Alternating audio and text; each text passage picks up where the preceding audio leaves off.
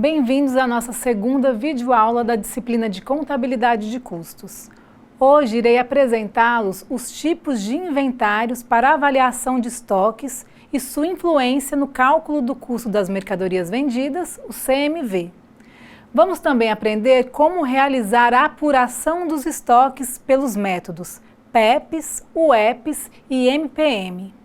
Além da gestão de estoques, vamos também aprender sobre como sistemas de custeio e sobre o demonstrativo do resultado do exercício de uma empresa, da receita ao lucro. Além disso, aprenderemos sobre os métodos de custeio por absorção, direto e variável, como trabalhar com custos fixos e variáveis na prática e como definir os critérios de rateio dos custos indiretos a partir de diferentes bases para rateio. Vimos na aula anterior sobre a classificação e nomenclatura de custos, como forma de conhecer as etapas e alocação dos custos ao processo de produção das empresas. Agora nós vamos aprender sobre os tipos de registro de inventário, muito importantes para a gestão de estoques, uma vez que o controle de estoques ele é de suma importância para as empresas, já que a forma de mensurar ou medir esse estoque pode influenciar no demonstrativo de resultado do exercício e no balanço patrimonial das empresas. Essa medição do estoque abrange tanto as mercadorias e os produtos de propriedade da empresa, em seu poder ou em poder de terceiros, quanto as mercadorias e os produtos de propriedade de terceiros que estejam sob a custódia ou responsabilidade da empresa. Esse termo inventário ele é usado para designar o estoque disponível para venda no curso normal da empresa, bem como os artigos que serão utilizados na produção de mercadorias a serem vendidas. Os inventários representam um dos mais ativos elementos nas operações comerciais, sendo continuamente adquiridos, transformados e revendidos. Assim, inventariar consiste em analisar os elementos patrimoniais de um dado patrimônio, descrevê-los, classificá-los e atribuir valor. Fazer um registro de inventário é controlar a movimentação do estoque da empresa e assim o gestor terá informações sobre os resultados e a situação financeira da entidade. Existem basicamente dois tipos de inventários que servirão de base para a apuração dos estoques, que são eles, o inventário periódico e o inventário permanente. O inventário periódico apura os estoques físicos em intervalos fixos, que podem ser mensal, trimestral, semestral ou anual. Esse tipo de inventário classifica o controle de estoques para itens de demanda independentes e o número de itens de demanda ele é revisado em intervalos de tempo a tempo, não sendo possível apurar os estoques a qualquer momento, em que, se queira saber qual que é o real valor, apenas podemos saber isso periodicamente. Em outras palavras, o inventário periódico permite controlar a contagem física dos itens do estoque em determinado período, ou seja, não é possível controlar continuamente as movimentações de entrada e saída de mercadorias ou de produtos, bem como o acompanhamento contínuo do saldo final.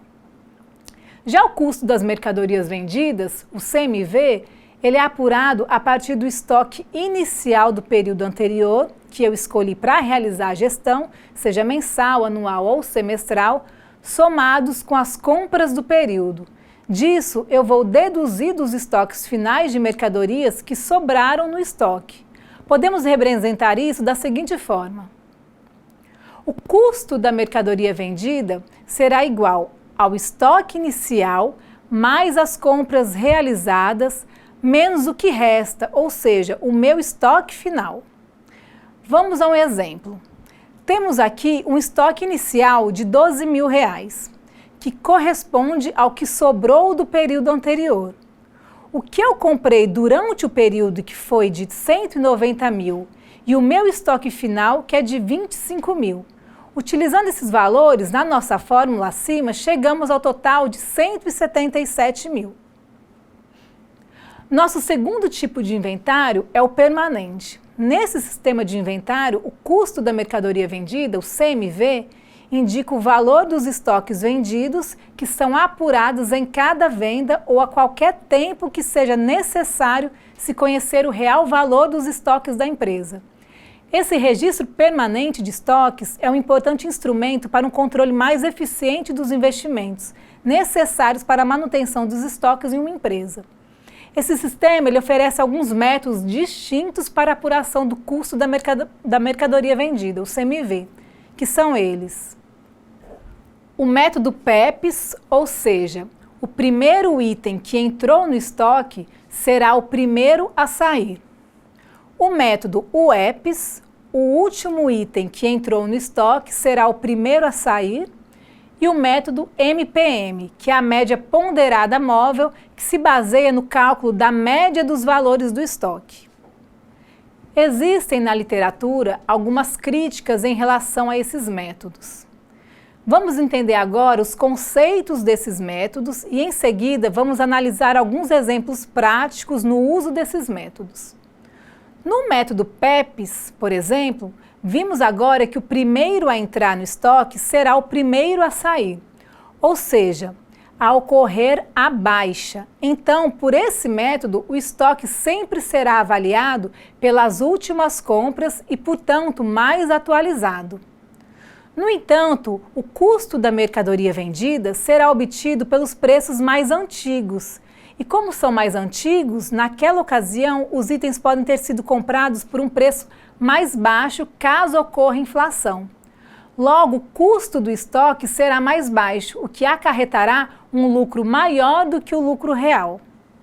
Já o uso do UEPs provoca um valor de CMV mais atualizado, porque as baixas são feitas pelas últimas compras, então são considerados os últimos preços pagos pelos itens do estoque. Porém, mostra um estoque desatualizado, porque é avaliado pelas compras mais antigas. Em termos de resultado, mostrará um lucro mais real do que o PEPs, mas em termos patrimoniais, esse valor será desatualizado. Por esse motivo de apresentar um patrimônio com valor desatualizado, esse método não é aceito pela legislação brasileira. Por último, nós temos o método pela média ponderada móvel, que ajusta o valor médio dos estoques a cada aquisição de mercadoria e fornece uma média sobre os valores que já existiam e os estoques adquiridos recentemente. Essa média ela pode ser considerada como a melhor forma de apurar saldos de estoques e é um método que vem sendo mais utilizado no Brasil. Vamos agora aos nossos exemplos práticos para cada um desses métodos. O nosso primeiro exemplo, ele trata do método PEPs. Primeiro a entrar será o primeiro a sair. Temos que no nosso estoque, no dia 1º de janeiro do ano X1, a empresa comprou 5.000 unidades de mercadorias ao custo de R$20 cada. No dia 5 de janeiro do mesmo ano, a empresa vendeu 4.000 unidades de mercadorias a R$30 cada. E no dia 10 de janeiro do mesmo ano, a empresa novamente comprou 3.000 unidades ao custo de R$25. Já no dia 15 de janeiro, a empresa vendeu mais 3.500 unidades a R$35 cada. Logo abaixo, nós temos o nosso inventário, o registro de entradas e saídas desses estoques, bem como o saldo do estoque. Temos na primeira coluna as datas de movimentação do estoque, em seguida a entrada de mercadorias no estoque, no nosso caso a compra de mercadorias. Depois temos a saída de mercadorias do estoque, que são as vendas, e por último o saldo do estoque, que é o resultado da entrada menos as saídas. Vamos começar. Na data de 1º de janeiro, temos registro de compras de 5.000 unidades a R$20, o preço unitário, o que totaliza R$100.000. Seguindo essa mesma linha, não tivemos saída nessa data, então deixamos em branco. Logo, o saldo de estoque nesse dia foi exatamente apenas aquela compra realizada. Na nossa segunda data, 5 de janeiro, não efetuamos compra. Logo, não tem nada na entrada que fique em branco, mas tivemos venda nessa data de 4.000 unidades a R$ 20 cada, o que totaliza R$ 80.000. O saldo será então o que tínhamos no estoque, que era de 100.000, mas já que vendemos 80.000, teremos um saldo de 20.000. Na data seguinte, tivemos mais uma compra de 3.000 unidades a R$ 25 cada, totalizando 75.000. Nesta data, não há registro na saída, uma vez que não vendemos nessa data. Logo, o saldo será o que restou no saldo anterior, mais essa nossa nova compra de 75.000. Agora temos 20.000 mais os 75.000. Enfim, no dia 15, não realizamos compra, mas realizamos venda de 3.500 unidades. De onde nós vamos tirar essas 3.500 unidades? Do estoque. Porém, percebam que no estoque temos 1.000 unidades com preço igual a R$ 20 e 3.000 unidades com preço de R$ 25. Como estamos trabalhando com o método PEPs, logo sairá do estoque os primeiros que entraram para depois os últimos. Então, eu vou retirar do estoque todas as 1.000 unidades a 20 e ainda preciso de 2.500 unidades. Logo, essas 2.500 unidades eu vou retirar do estoque de 3.000 a R$ 25. Ficamos assim, 1.000 unidades de R$ 20 mais 2.500 unidades de 25, o que totaliza a minha venda de 3.500 unidades. Fazendo o cálculo, chegamos a 1.000 vezes 20, que é igual a 20.000, e 2.500 vezes 25, que é igual a 62.500. Somando as nossas saídas, temos o nosso custo da mercadoria vendida, que é igual a 172.500. Um estoque final que corresponde às 500 unidades que sobraram a R$ 25. Esse foi o cálculo do nosso inventário pelo método PEPs. Primeiro item que entrou foi o primeiro que saiu. Agora nós vamos ao exemplo do método UEPs. O último item que entra será o primeiro a sair. Temos aqui os mesmos valores de entrada e saída, ou seja, compra e venda que vimos no método PEPs.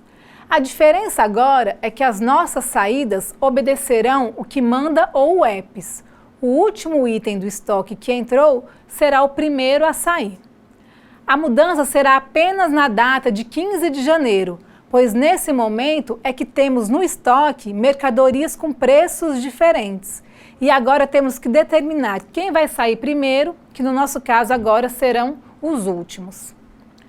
Logo, reparem que na data de 15 de janeiro, que é a data que ocorre a venda de 3.500 unidades, eu vou para o meu estoque e retiro todos os últimos itens que entraram, que foi de 3.000 unidades a R$ 25. E ainda me faltam 500 unidades, que retiro da mais antiga no valor de R$ 20. Fazendo o nosso cálculo, temos o valor de 75.000 e 10.000. Logo, restou no estoque as 500 unidades mais antigas do primeiro lote, no valor de R$ 20. Assim, nosso estoque final fica 500 a R$ 20 a unidade, que é igual a 10.000, e o nosso custo da mercadoria vendida, que é o total de saídas, igual a 165.000 e a entrada 175.000.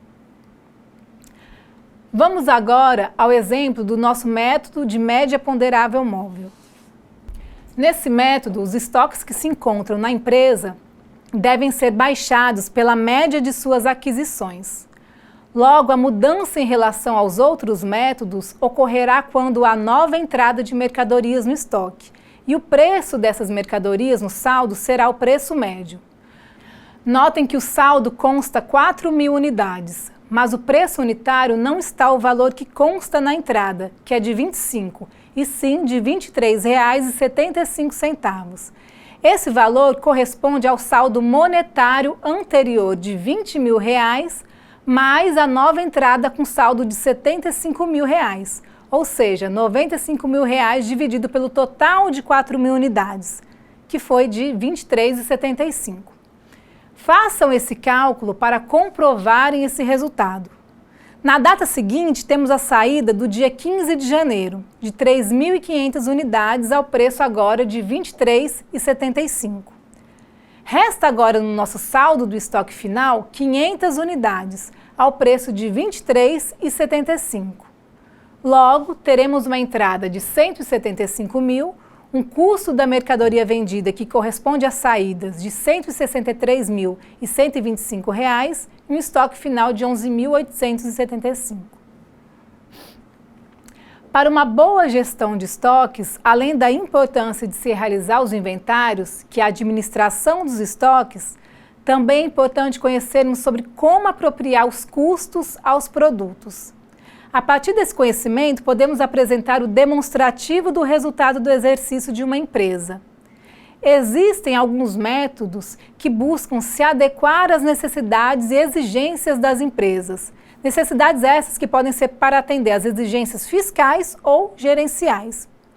A correta apuração dos custos serve de base para a apuração do lucro ou prejuízo, que é expresso no DRE, demonstrativo do resultado do exercício, o qual, de forma resumida, contempla as vendas, deduzidas os custos e despesas ocorridas em determinado período.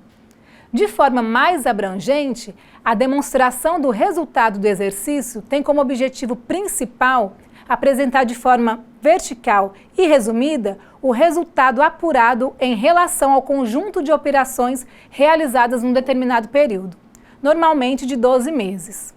As empresas devem, na demonstração do resultado do exercício, discriminar elementos como a receita bruta das vendas e serviços, as deduções das vendas, os abatimentos e os impostos, a receita líquida das vendas e serviços, o custo das mercadorias e serviços vendidos e o lucro bruto, bem como as despesas com as vendas, as despesas financeiras deduzidas das receitas, as despesas gerais e administrativas e outras despesas operacionais.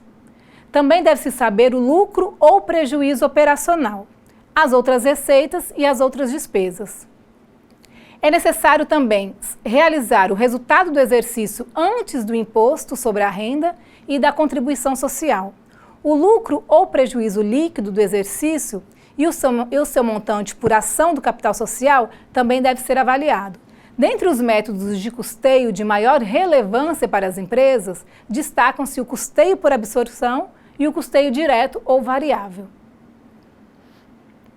O custeio por absorção consiste na apropriação de todos os custos, sejam eles fixos ou variáveis, diretos ou indiretos, a produção de cada período.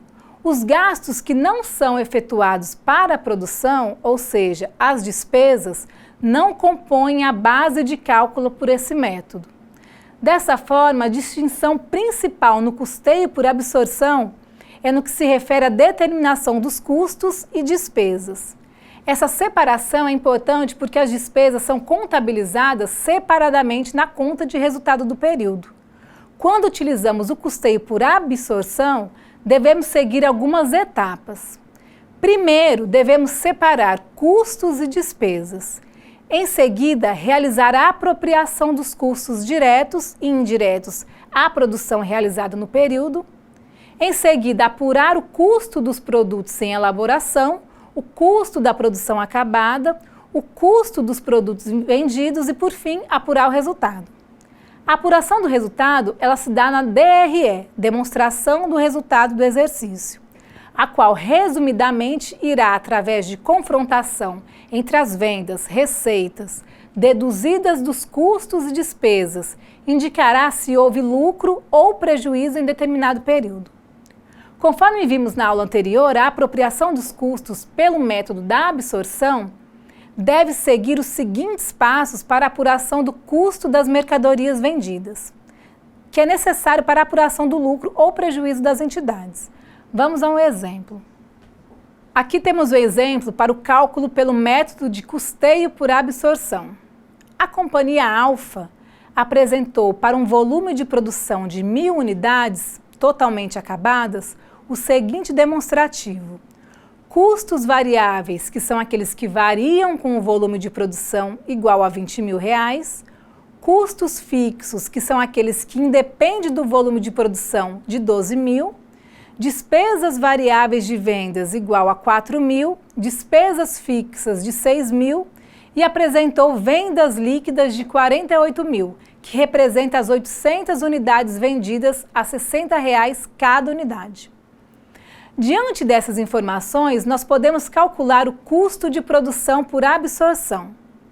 Na aula 3 do nosso caderno didático, vimos a fórmula do cálculo do CPP, que é o custo da produção por período.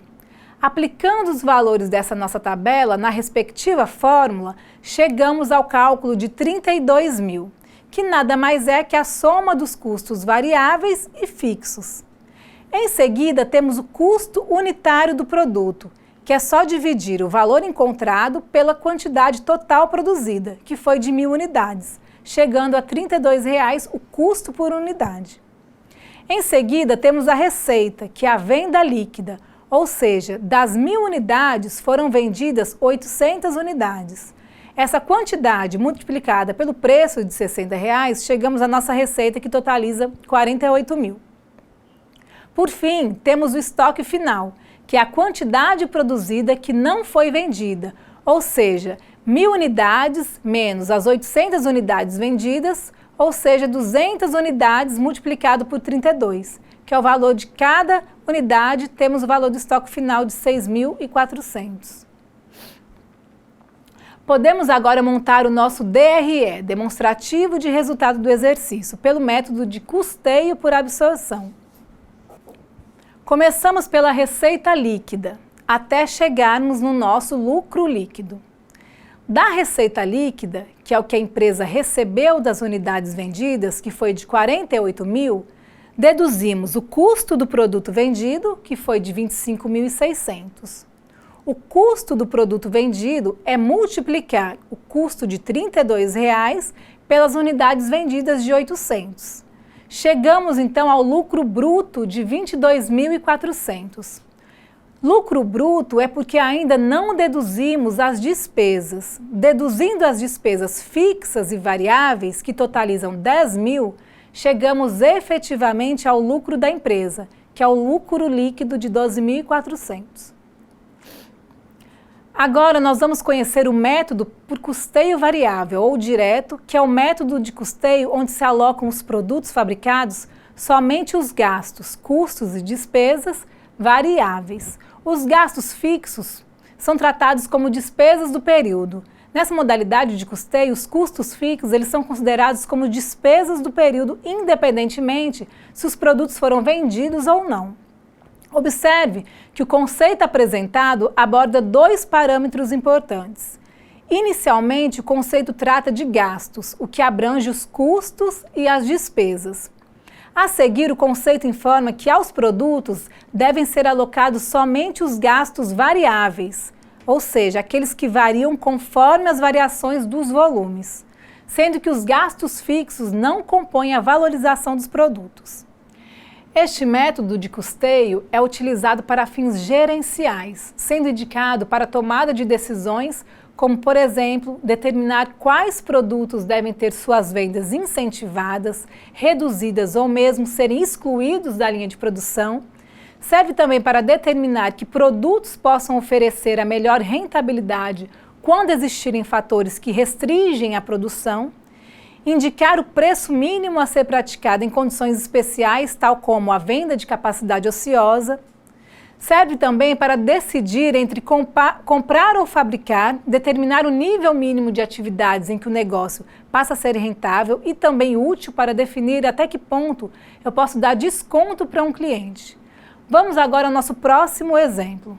Utilizando das mesmas informações do exemplo anterior, vamos agora apresentar o DRE, demonstrativo de resultado do exercício, para a mesma empresa alfa, mas agora considerando o método de custeio variável ou direto. Primeiramente, calculamos o custo unitário variável, que é dividir o custo variável total pela quantidade total produzida, 20.000 por 1.000. Chegamos a R$ 20, o custo unitário variável. Em seguida, calculamos a despesa unitária variável, que é dividir 4.000 por 1.000, que nos dá um valor de R$ 5. Logo em seguida, calculamos o custo do produto vendido, que foi de 800 unidades vendidas multiplicado por 20, que é o custo variável unitário, temos então 16.000. Uma vez que ficou no estoque 200 unidades que não foram vendidas, esse valor multiplicado pelo custo de R$20, temos um estoque final de 4.000. Vamos agora para a nossa tabela do DRE. Temos aqui a receita, que continua a mesma, 800 vezes R$60, que é igual a 48.000. O custo variável total, que é o custo variável unitário encontrado de R$20, multiplicado pelas unidades vendidas, que nos dá 16.000. As despesas variáveis total, 800 vezes 5, que é igual a 4.000. Disso, calculamos a margem de contribuição, que é a receita deduzidos o custo variável total e a despesa variável total. 48.000 menos 16.000 menos 4.000, que nos dá 28.000. Da margem de contribuição, deduzimos os custos fixos de 12.000, as despesas fixas de 6.000 e então chegamos ao lucro operacional líquido de 10.000. O que podemos concluir a partir dos resultados da utilização de dois métodos diferentes que calculam o resultado de uma empresa é que o método de custeio variável dá atenção às unidades produzidas que foram vendidas e, portanto, não distorce o resultado da empresa. O mesmo não ocorre pelo método de absorção. Uma máquina na produção tem um limite estipulado por quantos produtos podem ser produzidos por dia. E se acaso a empresa resolva aumentar a sua produção acima da capacidade da máquina, ela deverá adquirir outra com maior capacidade, onde fatores relacionados à manutenção, desgaste, dentre outros fatores, irão também variar, o que implicaria diretamente em seu custo fixo. Assim, os custos fixos se relacionam com a produção, independente se é calculado pelo método de custeio por absorção ou pelo método de custeio variável, e só existem porque a produção existe. Caso a fábrica decidisse descontinuar a linha de produção, que utiliza certas máquinas, ela as venderia para aquisição de outras ou não faria mais suas manutenções e outros custos fixos relacionados a elas. Por sua vez, os custos variáveis estão relacionados com a quantidade produzida, e só existirão no momento em que houver produção, ou seja, caso ocorram variações na produção ou quando a empresa deixar de fabricar em certo período. Esses custos irão então acompanhar essas alternâncias. O custeio variável analisa exatamente essa ocorrência dos custos de despesas variáveis, como redutoras diretas da receita, pois esses valores eles só irão ocorrer no momento em que ocorra produção e, consequentemente, irão abater o resultado das vendas em unidades efetivamente comercializadas. Já no custeio por absorção, os custos variáveis, juntamente com os custos fixos, compõem o custo da produção do período, o CPP, por se relacionarem aos custos ocorridos que diferem das despesas independentes da forma como são calculados. O mesmo ocorre com as despesas variáveis e fixas, que são consideradas em seu campo de incidência independentemente da maneira como são formadas. Um fato que certamente implicará na grande diferença entre o custeio por absorção e o custeio direto ou variável, além do lucro obtido em cada um dos métodos, é o tratamento dado aos estoques finais, que serão considerados a valores diferentes quando da utilização de um ou de outro método. Como vimos anteriormente, os custos diretos podem ser relacionados aos produtos independentemente de algum tipo de rateio ou distribuição. Por serem estimados em suas devidas proporções e indicarem a que se referem, por sua vez, quando se fala em custos indiretos, é necessário que sejam estabelecidos parâmetros de rateio dos mesmos, uma vez que, pela definição da própria nomenclatura, são incorporados indiretamente aos produtos, ou seja, não são possíveis de serem alocados diretamente aos produtos, como ocorre com os custos diretos. No contexto das indústrias, existem vários parâmetros para rateio dos custos indiretos, de acordo com algumas bases, como por exemplo, baseado em horas-máquina, baseado na quantidade produzida, na área ocupada, no tempo gasto na fabricação, dentre outros métodos. Caberá ao setor responsável pela atribuição de uma das bases mencionadas, dentre outras possíveis, tentar encontrar a melhor forma de expressar a realidade dos gastos referentes a cada um dos produtos da linha de produção. Assim, é possível determinar que o modelo de rateio utilizado por determinada empresa pode não atender às particularidades de outra empresa. Em outras palavras, para cada tipo de empresa, deverá verificar qual base de distribuição atende às suas necessidades e expressa da melhor forma o real custo de cada produto. Vamos ver um pouco mais adiante alguns tipos de rateios, considerando as mesmas bases, para que a gente possa verificar as variações que os mesmos podem ocasionar e, consequentemente, influenciar sobre os custos finais dos produtos. Vamos a um exemplo. Com base nos dados dessa tabela, vamos apurar o custo de cada produto da empresa W em determinado período, com base nos seguintes critérios: em horas-máquina, quantidade produzida, área ocupada e tempo gasto na fabricação. Temos na primeira coluna a relação dos insumos do processo produtivo, que são matéria-prima, mão de obra direta, depreciação de máquinas, manutenção de máquinas, energia elétrica da produção e aluguel da fábrica. Na coluna ao lado temos os produtos A, B, C e D. E logo ao lado o total de cada insumo produtivo utilizado para a fabricação de cada produto. Percebam que os insumos produtivos, depreciação de máquinas, manutenção de máquinas, energia elétrica da produção e aluguel da fábrica dependem do critério de rateio e, portanto, apresentamos apenas o total utilizado na fabricação dos nossos 4 produtos, A, B, C e D, sem considerar o que cada um utilizou desses insumos separadamente. Logo aqui abaixo temos essa outra tabela que mostra para a gente as bases do rateio, que são o uso da máquina em horas para a fabricação de cada produto, assim como a quantidade produzida em unidades, a área ocupada em metro quadrado e o tempo gasto na fabricação. Só uma observação: como a matéria-prima e a mão de obra são custos diretos, esses insumos não dependem de critério de rateio. Apenas os custos indiretos dependem de algum critério. Vamos ver agora como no nosso exemplo fica o rateio com base em horas-máquina. Iremos considerar inicialmente como se cada elemento de custo fixo fosse rateado com as mesmas bases para verificar as diferenças encontradas. Dessa forma, podemos pegar cada elemento de custo fixo e em seguida promover o rateio com base em horas-máquina. O primeiro insumo que vamos ratear é a depreciação de máquinas, que no nosso slide anterior é igual a 50 mil. Logo, 50 mil dividido por 1.800, que é a quantidade de horas máquina utilizada, nos dá um valor de 27,78. Agora vamos multiplicar esse valor pelas horas que cada produto utilizou da máquina, conforme a tabela anterior, ou seja, o produto A igual a 400, logo multiplicado por 400. O produto B igual a 500 horas, logo multiplico por 500. O mesmo para o produto C e D.